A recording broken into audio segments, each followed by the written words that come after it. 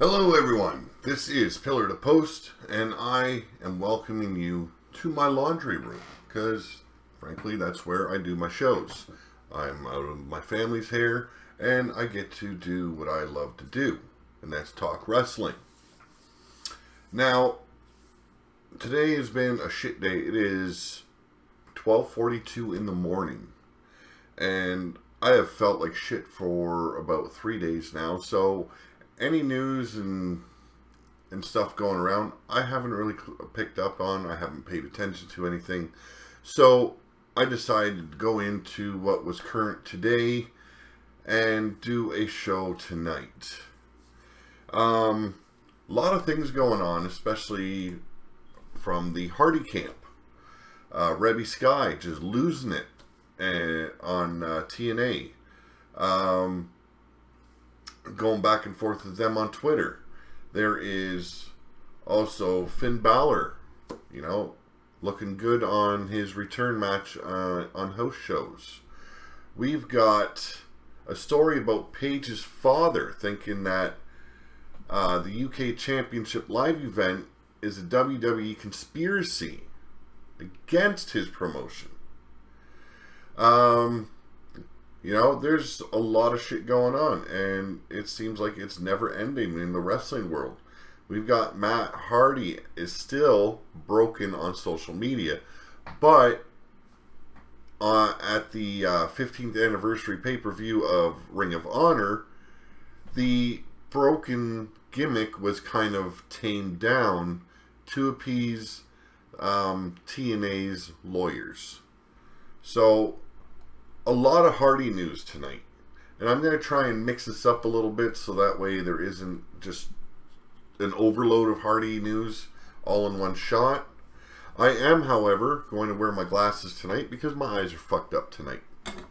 So I'm going to put my glasses on. I hope the glare doesn't bother anyone. And we're going to start with Reby Hardy. Reby Hardy went hard after TNA on her Twitter yesterday over the company threatening to sue Matt and Jeff for the use of the broken gimmick they made famous on Impact. Today, she was back with yet another extended takedown. I follow Reby, I follow Jeff, I follow Matt on Twitter. So I did not copy all of everything that she's been posting, but this is some of what she's been saying on Twitter. There's so much more I want to say, but I will refrain out of respect for people who don't want their personal biz out in this mess. For now. Earlier she went on to say, what I don't understand is why a company already fighting an uphill battle would make their own warpath even steeper. And this is another one. Trust. I haven't had one person affected by this respond with, hey, maybe you should chill. I'm not the only one who feels this way. And she's had tons of responses and likes to her comments. Like, people are back in the Hardys 100%. Here's another one. Only difference is I have nothing to lose by putting it all out there. And the boys, yeah, they good. Bet they are going to be just fine. But don't come for hard-working, loyal dudes who have done nothing but right by you in and throughout shady biz and expect silence, because I don't give a fuck. And these were from March 11th. So, Reby Sky really standing up for her man and her brother-in-law. Hats off to her, man. I'm right there behind her. TNA did a number on the Hardys, like, everything that they've done for that company, they've got a right to be pissed off, especially Reby. It affects her family. Now they want to try and sue the Hardy Boys over the broken name? Give me a fucking break. Finn Balor sure looked healthy in his return to wrestling at WWE house show in Buffalo. After more than 6 months on the shelf rehabbing a shoulder injury, Finn Balor made his long-awaited return to a WWE ring at a house show last night, March 10th, 2017. See, I am a little bit behind. This was in Buffalo, New York, of course. It's not exactly the kind of surprise return one might hope for after an extended absence from a top star, but it does provide Finn the opportunity to get comfortable with physicality after such a long layoff. It also allows him to do so away from the bright lights of television. I didn't look into if he won the match or not. I guess he put on a pretty good show. He looked healthy. He looked comfortable. I'm kind of happy that they allowed him to come to house shows. It's not televised, so that way he the story says, it gave him time to be comfortable with the physicality of a wrestling match. And anyone that's hurt themselves, they kind of protect that injured area. Even after it's healthy and healed, they'll still want to try and protect it. You need to slowly break back in order to feel comfortable and be aggressive like you were before. Now, I know a lot about injuries. I've dealt with them for a very long time, actually since 1998. I was hit by a drunk driver while walking, and I was thrown, they estimated, about 75 feet, and he was going about $120. So, I know what pain is, I know what injuries can do to a person, and to this day, I still protect my injured areas, and there's not a day that goes by that I don't hurt. That, like, even sitting here now, I'm in fucking pain. A lot of people look at me and they see my face and they see anger. And it's not anger, it is pain. I try and mask it as well as I can. I don't take drugs for it. And I try and live a good life. So, to know what guys in wrestling go through, I kind of know the same thing. I know what it is to feel pain, especially when you get injured. And from a guy that wanted to break into the business when I was 19, I would have rather come in slow and then make my big return at a televised show in order to be comfortable, be on the ball. Now, there's a lot of, as we know, Vince McMahon is treading waters in the UK to try and set up some kind of promotion there, broaden his horizons with WWE in the UK, and it's kind of caused some controversy. And Paige's father, yes, Paige from WWE, her father believes that the UK Championship live event is a WWE conspiracy against his promotion. This is the article. It's always something with the McMahons and the Knights. When WWE announced an event in Norwich, England on May 6th and 7th, UK Championship Live from Epic Studios, some raised their eyebrows about the location. While it's been a while since she's been announced on her way to a wrestling ring, you probably recall Norwich as the hometown of former Divas champion Paige. So, excuse me, it's also the home base of her father, Ricky Knight's World Association of Wrestling, WAW, promotion. There's a bit of a prickly history between the Knights and WWE, until now focused on Paige and her well-being, especially as it regards the company wellness policy. Now you can add Triple H putting tickets on sale for this 2-day event, the first chance Brits will have to see the United Kingdom Championship Tournament. UK Championship Tournament performers live in a WWE ring since the January tourney itself. The afternoon before, WAW runs 2 big shows in Norwich. In an interview with BBC Radio Norfolk, Knight spoke his mind. To me, the timing is absolutely crap, and I think there's a conspiracy somewhere. They could have left it until Monday. They know we're doing so well. They follow us religiously. It seems like they do. They would have known this is the biggest weekend in WAW history To me, they wanted to cut us open with the announcement this morning and putting their ticket sales on tonight. Seems like a strange fight to pick, especially considering the Knights and WWE recently agreed to another business venture together. The Fighting with My Family movie based on a television documentary about the family business and Paige signing with WWE. But the company's movie studio is a different branch of the business, and that project also has Dwayne "The Rock" Johnson and his production company involved. There should be plenty of mediators available to smooth things over in time for Ricky, his wife Sarah, and their sons to promote the flick. Alternatively, this conflict could be played up to sell tickets to everyone's project and grab a few headlines. These are two old wrestling families we're talking about here. They know a little heat's good for any angle. Ricky doesn't seem too concerned about Norwich fans deciding to save their money for WWE's May shows anyway. But tough guys, because this is going to be a sellout tonight anyway. Go and do your best. As another famous wrestling promoter always says, controversy creates cash. And this is from Pro Wrestling Sheet. I believe it's kind of a work.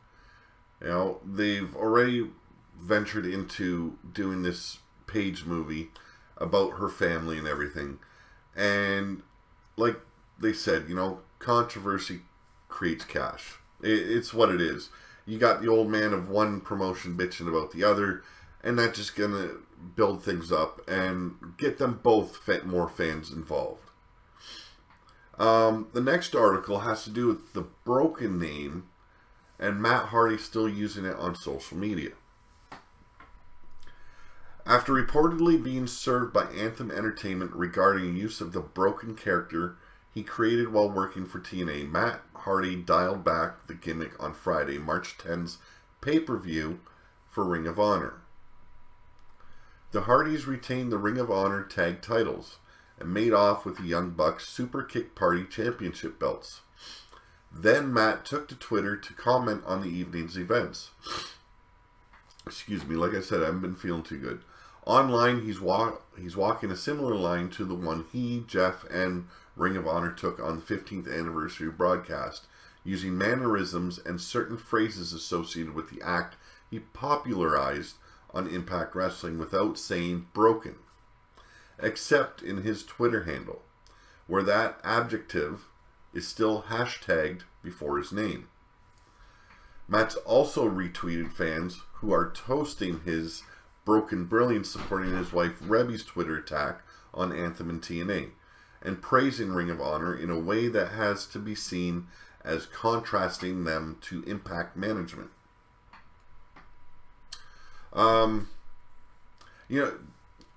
Impact, TNA, whatever they want to call themselves, they're going to lose this battle. It's plain and simple. They can keep on going the way they are. I would think they would be better suited to focus on rebuilding their product and making them, earning the fans' respect once again, because they have put out shit for so long. They have screwed their own work talent over so often that they've lost a lot of their good talent. Now, you might have some old WWE names in there right now, but it's not going to do anything for their benefit until they actually straighten up and concentrate rather on their product than what Matt and Jeff Hardy are doing. The reason why Matt Hardy did not use broken gimmick on 15th anniversary pay-per-view, and this is from PW Insider. The situation between Impact Wrestling and Hardys continue to boil. Based on fiery tweets from Reby Hardy, the relationship is quite bitter and becoming more and more unsalvageable. On the Ring of Honor 15th anniversary pay-per-view, the Hardys defeated the Young Bucks and Roppongi Vice, whatever the fuck, to not only maintain the Ring of Honor World Tag Team Championships, but also win the Super Kick Party Tag Team Championships. However, there are legal issues stemming from Matt's broken gimmick being displayed, which caused question of it not being expressed much on the pay-per-view.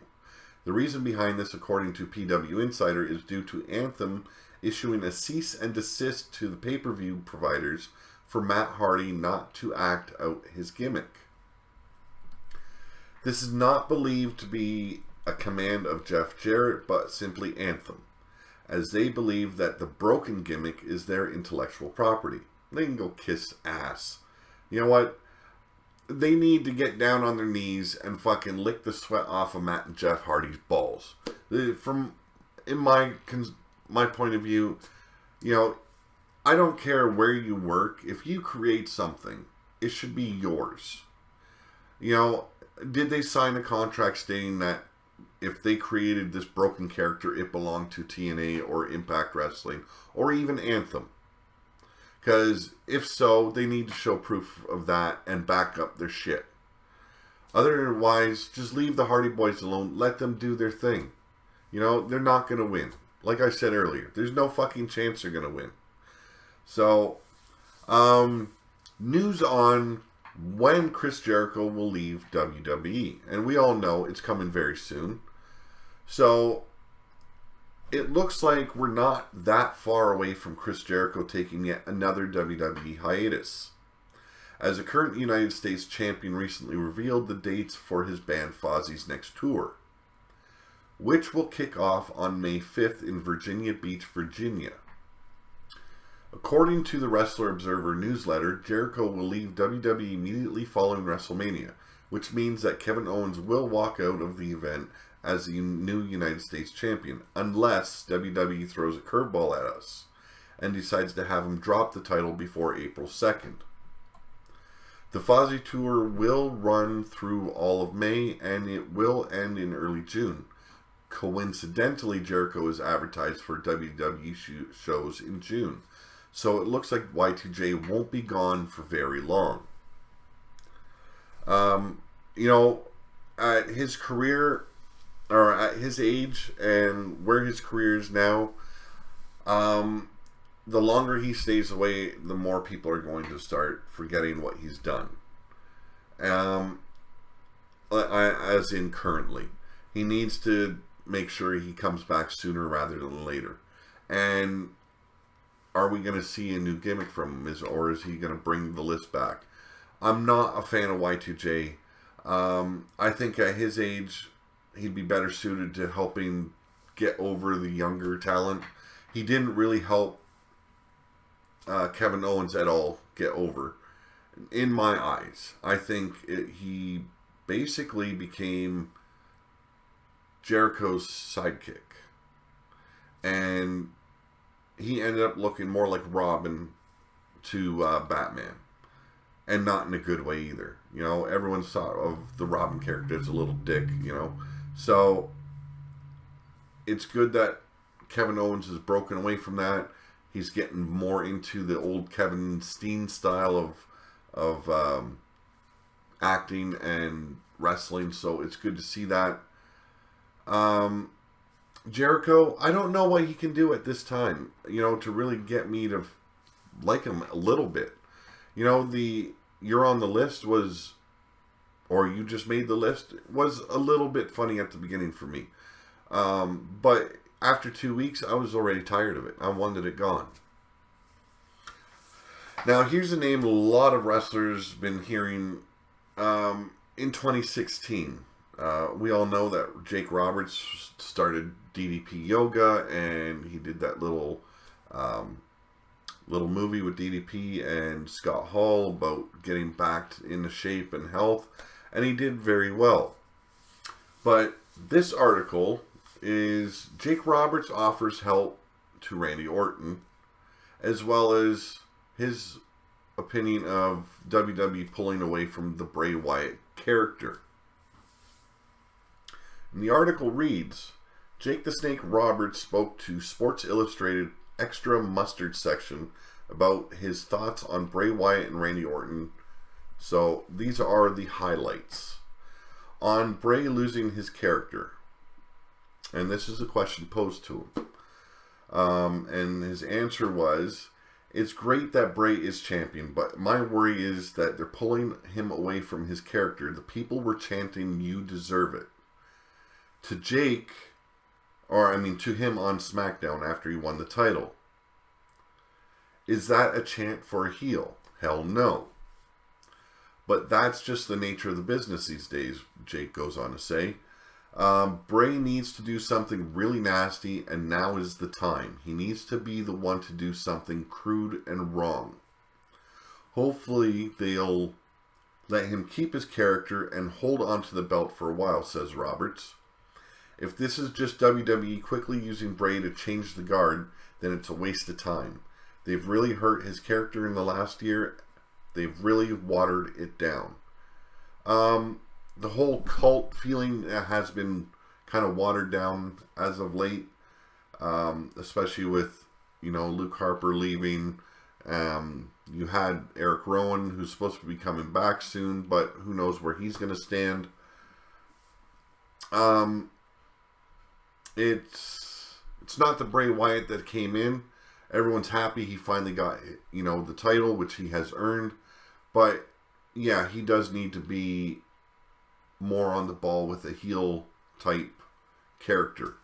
If WWE is going to just keep on reining him in like that, it's not going to be the same Bray Wyatt everyone fell in love with. On wanting to help Randy Orton. Randy Orton has a lot of going for him. He's just missing that last little piece. I would love to spend time with him and see if I could help him. I've offered that before and no one replied. So there you go. It hurts because I love the business and I want to give back to it. It's a damn shame that I reached out and didn't hear anything. It made me sick to my stomach. I really don't know what to say about that. With Jake's history, I guess trust has a lot to do with it. The new and younger talent, Randy isn't so much new, but he is younger talent. Can they trust him enough for them to allow him to help? I don't know. Because everyone knows the troubled past of Jake the Snake. I believe if I was able to get trained by anyone, I would have loved to have been trained by Jake the Snake Roberts. I would have. He's one of my favorite wrestlers of all time. Him and Undertaker, I believe, would be my top two.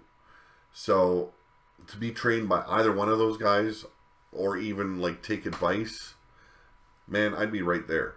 But,